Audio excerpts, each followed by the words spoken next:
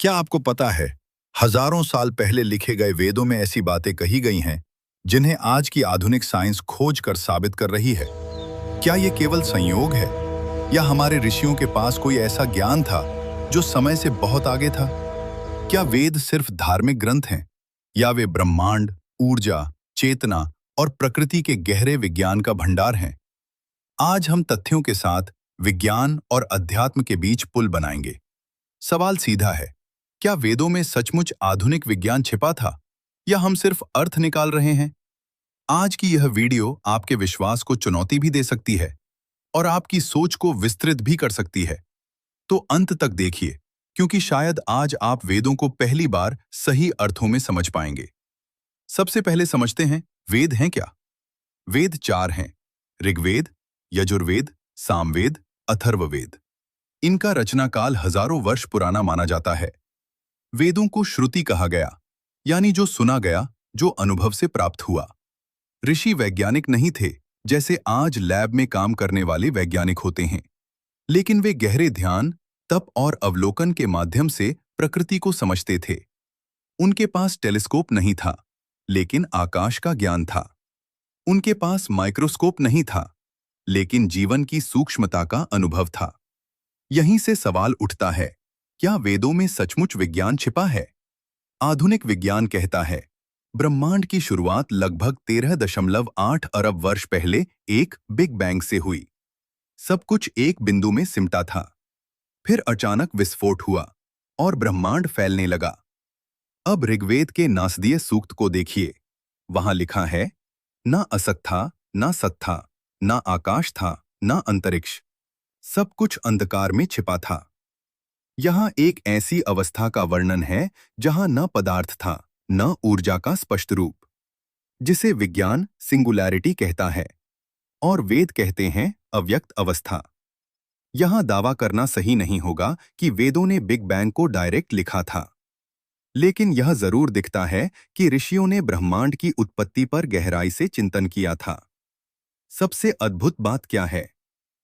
नासदीय सूक्त के अंत में लिखा है, शायद परमात्मा भी न जानता हो कि यह कैसे हुआ। यह विनम्रता, यह वैज्ञानिक दृष्टिकोण है। सच्चा विज्ञान भी यही कहता है, हम अभी पूरी तरह नहीं जानते। आधुनिक विज्ञान में एटम की खोज 19वीं से 20वीं सदी में हुई, लेकिन भारतीय दर्शन में कणाद नाम के ऋषि ने परमाणु की अवधारणा भी पहले ही दे दी थी। वैशेषिक दर्शन में कहा गया, संसार सूक्ष्म कणों से बना है। यह सीधे वेद का मंत्र नहीं है, लेकिन वेदों से निकली दार्शनिक परंपरा है। अथर्ववेद में पदार्थ की सूक्ष्मता और ऊर्जा के रूपों का उल्लेख मिलता है। आज हम जानते हैं, हर चीज परमाणु से बनी है। ऋषियों ने कहा, दुनिया स्थिर नहीं, सूक्ष्म कणों का संयोजन है। उनकी यह सोच ही अपने समय से बहुत आगे थी। आज विज्ञान साफ कहता है, पृथ्वी सूर्य की परिक्रमा करती है। पृथ्वी अपनी धुरी पर घूमती है। सूर्य हमारे सोलर सिस्टम का केंद्र है और पृथ्वी पर जीवन की हर ऊर्जा सूर्य से आती है। लेकिन सोचिए, हजारों साल पहले, जब न टेलीस्कोप थे, न स्पेस स्टेशन, न नासा, तब हमारे ऋषि सूर्य को क्या कहते थे? ऋग्वेद में सूर्य को कहा गया, सूर्य आत्मा जगतस्तस्थुषश्च, अर्थात सूर्य स्थिर और गतिशील जगत की आत्मा है। यह सिर्फ भक्ति नहीं है, यह एक अवलोकन है। सूर्य के अंदर न्यूक्लियर फ्यूजन होता है, हाइड्रोजन हीलियम में बदलती है और उसी से ऊर्जा निकलती है। वेदों में सूर्य को सविता कहा गया, जो ऊर्जा देता है, जीवन देता है। गायत्री मंत्र में हम कहते हैं, ओम भूर्भुवः स्वः तत्सवितुर्वरेण्यम। हम सूर्य की उस दिव्य ऊर्जा का ध्यान करते हैं जो हमारी बुद्धि को प्रकाशित करे। ध्यान दीजिए, यहाँ सूर्य सिर्फ एक तारा नहीं, बल्कि चेतना और ऊर्जा का प्रतीक है। आज साइंस कहती है, अगर सूर्य 1% भी ज्यादा पास या दूर होता तो पृथ्वी पर जीवन संभव नहीं होता। ऋषियों ने इसे ऋत कहा, ब्रह्मांड की संतुलित व्यवस्था। आधुनिक विज्ञान कहता है, पृथ्वी 24 घंटे में अपनी धुरी पर घूमती है, 365 दिन में सूर्य की परिक्रमा करती है। ऋग्वेद और यजुर्वेद में पृथ्वी को चलायमान कहा गया है। कुछ मंत्रों में कहा गया है कि पृथ्वी अपनी धुरी पर स्थित होकर भी गतिशील है। ध्यान दीजिए, वेदों में यह न्यूटन की भाषा में नहीं लिखा। लेकिन पृथ्वी को स्थिर मंच नहीं माना गया। यह उस समय के लिए बड़ी बात थी जब दुनिया के कई हिस्सों में पृथ्वी को पूरी तरह स्थिर माना जाता था। वेदों में बार बार एक शब्द आता है, ऋत। ऋत का अर्थ है ब्रह्मांड का नियम, कॉस्मिक ऑर्डर, यूनिवर्सल लॉ। आज विज्ञान भी यही कहता है, ब्रह्मांड नियमों से चलता है। ग्रेविटी का नियम, थर्मोडायनामिक्स का नियम, मोशन के नियम। ऋषियों ने देखा, सूर्य रोज उगता है, ऋतुएं बदलती हैं, नक्षत्र अपनी गति से चलते हैं। उन्होंने समझा, ब्रह्मांड अराजक नहीं है, ये नियमों से बंधा है। ये वैज्ञानिक सोच है। आपको जानकर आश्चर्य होगा, वेदों के समय में ही नक्षत्रों के आधार पर समय की गणना होती थी। कृषि, यज्ञ, मौसम सब खगोलीय गणना से जुड़े थे। आज हम इसे एस्ट्रोनॉमी कहते हैं, तब इसे वेदांग ज्योतिष कहा गया। यह भविष्यवाणी नहीं, बल्कि खगोलीय अवलोकन था। अब यहां सबसे सुंदर बात आती है। वेद सूर्य को केवल बाहरी तारा नहीं मानते। वे कहते हैं, जैसे सूर्य बाहर प्रकाश देता है, वैसे ही ज्ञान भीतर प्रकाश देता है। सूर्य बाहरी ऊर्जा का स्रोत है, तो चेतना आंतरिक ऊर्जा का। जब गायत्री मंत्र में बुद्धि प्रचोदयात कहा गया, तो यह आध्यात्मिक विज्ञान है। आज न्यूरोसाइंस कहती है, प्रकाश, सर्केडियन रिद्म और सूर्य की रोशनी हमारे हार्मोन और मानसिक स्थिति को प्रभावित करती है। फर्क सिर्फ इतना है, ऋषियों ने अनुभव से जाना और विज्ञान प्रयोग से जान रहा है। क्या वेदों में नासा के फॉर्मूले लिखे थे? नहीं। क्या वेदों में प्रतीकात्मक भाषा में ब्रह्मांडीय व्यवस्था और सूर्य की केंद्रीय भूमिका का वर्णन था? हाँ। यह अंतर समझना बहुत जरूरी है। वेद वैज्ञानिक टेक्स्ट बुक नहीं है, लेकिन वे प्रकृति के गहरे अवलोकन का परिणाम हैं। सोचिए, जिस सूर्य को हम रोज देखते हैं, उसे हमने सामान्य मान लिया है, लेकिन ऋषियों ने उसमें ऊर्जा, नियम, जीवन और चेतना सब देखा। शायद यही फर्क है, देखने और समझने में। अब बात करते हैं सबसे चर्चित विषय की, ओम। वेदों में ओम को ब्रह्मांड की मूल ध्वनि कहा गया। आज विज्ञान कहता है, पूरा ब्रह्मांड ऊर्जा और कंपन से बना है। क्वांटम फिजिक्स बताती है, हर कण ऊर्जा की तरंग है।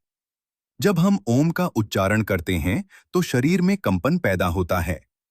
रिसर्च बताती है कि ओम जपने से मस्तिष्क की अल्फा वेव्स सक्रिय होती हैं। तनाव कम होता है। यहां एक पुल बनता है, आध्यात्मिक अनुभव और न्यूरोसाइंस के बीच, जिसे ऋषियों ने अनुभव से जाना और विज्ञान उपकरण से माप रहा है। अथर्ववेद में चिकित्सा के मंत्र और जड़ी बूटियों का उल्लेख है। आयुर्वेद वेदों से निकला ज्ञान है। आज आधुनिक चिकित्सा कहती है, रोकथाम इलाज से बेहतर है। आयुर्वेद कहता है, संतुलन ही स्वास्थ्य है। त्रिदोष सिद्धांत, वात, पित्त, कफ, शरीर के संतुलन को समझाने का तरीका है। यह आधुनिक बायोलॉजी जैसा नहीं है, लेकिन यह एक समग्र दृष्टिकोण है। आज पूरी दुनिया होलिस्टिक हेल्थ की ओर बढ़ रही है।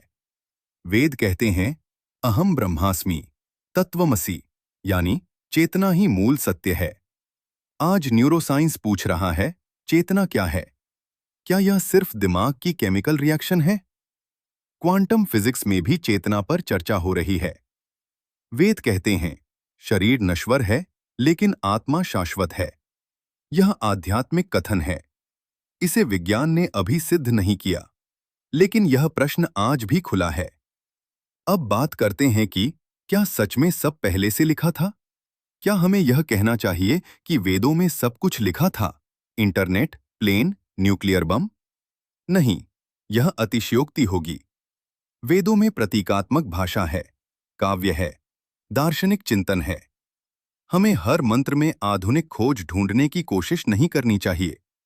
लेकिन यह भी सच है कि वेदों में प्रकृति, ऊर्जा, ब्रह्मांड और चेतना पर गहरा चिंतन है। वेदों ने सवाल पूछे, विज्ञान जवाब खोज रहा है। शायद वेदों की महानता यह नहीं है कि उन्होंने मोबाइल फोन की भविष्यवाणी की, बल्कि यह है कि उन्होंने मनुष्य को सोचने की आजादी दी। नासदीय सूक्त में प्रश्न है, संशय है, खुला चिंतन है। यही विज्ञान की आत्मा है। वेद हमें कहते हैं, प्रकृति को समझो, स्वयं को समझो, सत्य की खोज करो। तो क्या आधुनिक साइंस पहले से वेदों में लिखी थी? सीधा जवाब है, पूरी आधुनिक टेक्नोलॉजी नहीं, लेकिन ब्रह्मांड, ऊर्जा, चेतना और प्रकृति पर गहरा चिंतन जरूर था। वेद और विज्ञान दुश्मन नहीं हैं। वे दो रास्ते हैं, एक अनुभव का, दूसरा प्रयोग का। जब अनुभव और प्रयोग मिलते हैं, तभी पूर्ण ज्ञान जन्म लेता है।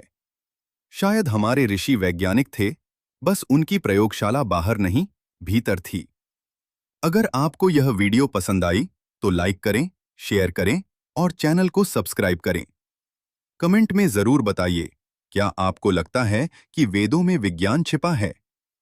धन्यवाद। फिर मिलेंगे एक नए विषय के साथ।